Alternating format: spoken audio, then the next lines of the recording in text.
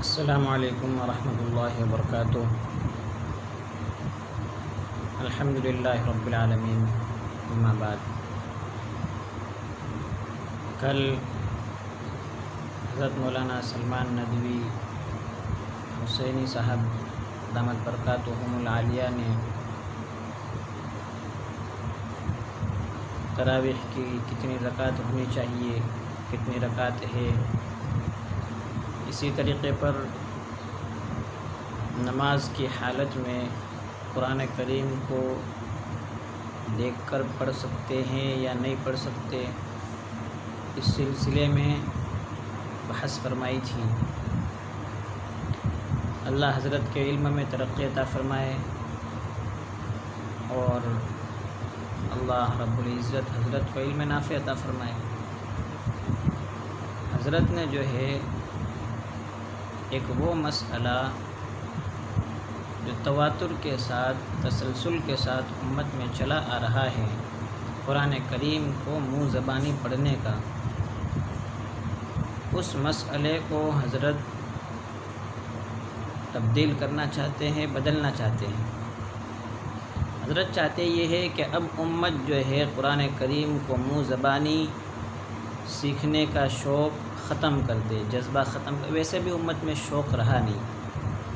اب حضرت جو ہے اپنے ان مسائل کے ذریعے سے، اپنی گفتگو کے ذریعے سے، اپنی بات چیت کے ذریعے سے اور اپنی علمی تحقیق کے ذریعے سے امت کو یہ بتانا چاہتے ہیں کہ امت کے لیے اللہ رب العزت نے، اللہ کے حبیب صلی اللہ علیہ وسلم نے رخصت دی ہے کہ قرآن کریم دیکھ کر پڑھ سکتے ہیں نماز کی حالت میں۔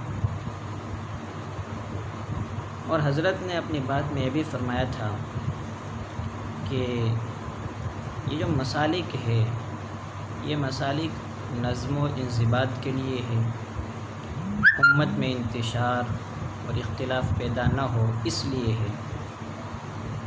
تو میں حضرت سے کہوں گا کہ جب امت میں یہ بات چل پڑی ہے مسالک کے ذریعے سے کہ قرآن کریم منہ زبانی ہی پڑھا جائے نماز میں، تو پھر آپ امت میں انتشار کیوں پیدا کر رہے ہیں؟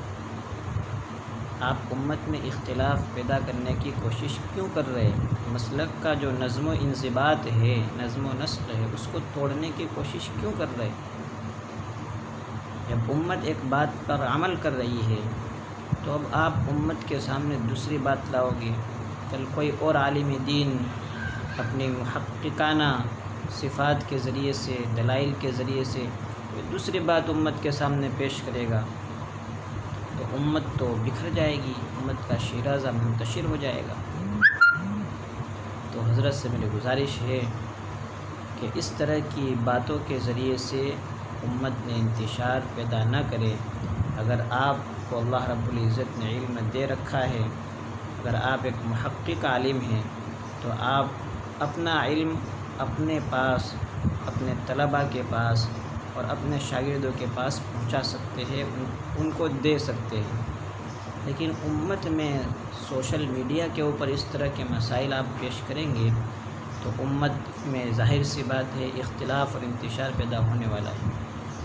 وہ امت جو آرام طلب ہے، وہ چاہتے ہی یہ ہے کہ کسی طریقے سے قرآن کریم کو سیکھنے کا اور اس کو یاد کرنے کا بوجھ ہمارے سر کے اوپر سے ہٹ جائے، نکل جائے۔